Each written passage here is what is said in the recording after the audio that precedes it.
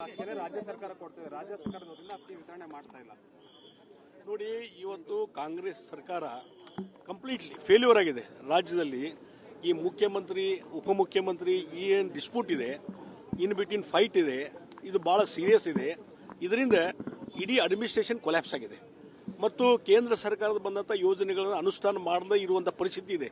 ಯಾವುದೇ ಯೋಜನೆ ತಗೊಳ್ರಿ, ಇವತ್ತು ಸಿದ್ದರಾಮಯ್ಯ ಹೇಳ್ತಾರೆ ಹಗಲಲ್ಲಿ ನಾವು ಕೇಂದ್ರ ಸರ್ಕಾರ ನಮ್ಗೆ ಹಣ ಬಿಡುಗಡೆ ಮಾಡ್ತಾ ಇಲ್ಲ ಅಂತೇಳಿ. ಯಾಕೆ ಬಿಡುಗಡೆ ಆಗ್ತಾ ಇಲ್ಲ ಅಂದರೆ ನೀವು ಆ ಕಂಡೀಷನ್ ಫುಲ್ಫಿಲ್ ಮಾಡೋದಿಲ್ಲ. ಯಾವುದೇ ಒಂದು ಯೋಜನೆ ಇದ್ರಾಗ ಆ ಕಂಡೀಷನ್ ಫುಲ್ಫಿಲ್ ಮಾಡಿದಾಗ ಮತ್ತೆ ಹಣ ಬಂದೇ ಬರ್ತೈತಿ. ಆದರೆ ನೀವು ಪರ್ಫೆಕ್ಟಾಗಿ ಯಾವುದೂ ಅನುಷ್ಠಾನ ಮಾಡಲಾರ್ದೇ ಮತ್ತು ಅಧಿಕಾರಿಗಳು ನಿಮ್ಮ ಯಾರ ಮಾತನ್ನು ಕೇಳ್ತಾ ಇಲ್ಲ. ಕರಪ್ಷನ್ ಸಿಕ್ಕಾಪಟ್ಟೆ ಹೋಗಿದೆ. ಮತ್ತು ಈಗ ನೋಡಿ, ಎಲ್ಲ ಕಡೆ ಬೆಳೆ ನಾಶ ಆಗಿದೆ. ಇಡೀ ರಾಜ್ಯದಲ್ಲಿ ಅತಿವೃಷ್ಟಿ ಬಂದು ಕೆಲವು ಅಕಾಲಿಕ ಮಳೆ ಬಂದು ಇವತ್ತು ಭಾಳಷ್ಟು ಬೆಳೆಗಳು ನಾಶ ಆಗಿದ್ದಾವೆ. ಯಾರಾದರೂ ಒಬ್ಬ ಡಿಸ್ಟ್ರಿಕ್ಟ್ ಮಿನಿಸ್ಟರು ಅಲ್ಲಿ ವಿಸಿಟ್ ಮಾಡಿದ್ದು ನಾವು ನೋಡಿದ್ದೀವಿ? ಇಲ್ಲ. ಹೀಗಾಗಿ ಇವತ್ತು ಕರ್ನಾಟಕದಲ್ಲಿ ಇದ್ದಂಥ ಮಂತ್ರಿಗಳು ಅಧಿಕಾರದಲ್ಲಿ ಮುಂದುವರಿಬೇಕು. ಮಂತ್ರಿ ಆಗದೇ ಇದ್ದಂಥವರು ದೆಹಲಿಗೆ ಪ್ರಯಾಣ ಮಾಡ್ತಾ ಇದ್ದಾರೆ. ಹೀಗಾಗಿ ಕಾಂಗ್ರೆಸ್ ಶಾಸಕರು ಕ್ಷೇತ್ರಕ್ಕೂ ಹೋಗ್ತಾ ಇಲ್ಲ, ಡಿಸ್ಟ್ರಿಕ್ಟ್ ಮಿನಿಸ್ಟರು ಅಲ್ಲಿ ಜಿಲ್ಲೆಗೂ ಹೋಗ್ತಾ ಇಲ್ಲ.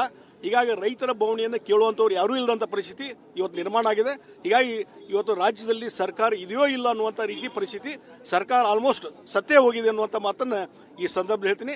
ಅದಕ್ಕಾಗಿ ಇವತ್ತು ಅರಾಜಕತೆ ಕರ್ನಾಟಕದಲ್ಲಿ ಬಂದದ್ದು. ಕೇಂದ್ರ ಸರ್ಕಾರದ ಯೋಜನೆ ಮೇಲೆ ರಾಜ್ಯ ಸರ್ಕಾರದ ಲೇಬಲ್ ಡೆಫಿನೆಟ್ಲಿ ಇವತ್ತು ಅಕ್ಕಿ ಕೊಡುವಂಥದ್ದು, ಉಚಿತವಾಗಿ ಅಕ್ಕಿ ಕೊಡುವಂಥದ್ದು ಕೇಂದ್ರ ಸರ್ಕಾರ. ಅದನ್ನು ತಮ್ಮ ಲೇಬಲ್ ಹಚ್ಕೊಂಡು ಇಲ್ಲಿವರೆಗೆ ವಿತರಣೆ ಮಾಡಿದರು. ಅದನ್ನು ಸರಿಯಾಗಿ ವಿತರಣೆ ಮಾಡಲಿಕ್ಕೆ ಆಗ್ತಾ ಇಲ್ಲ. ಮತ್ತು ನಾವು 5 kg ಕೊಡ್ತೀವಿ ಅಂತ ಹೇಳಿದ್ರೆ ಎಲ್ಲಿದೆ 5 kg?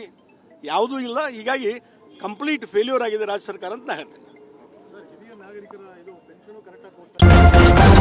ನ್ಯೂಸ್ ಫಸ್ಟ್ ನಿರ್ಭೀತಿಯಿಂದ ನಿಮ್ಮ ಪರವಾಗಿ.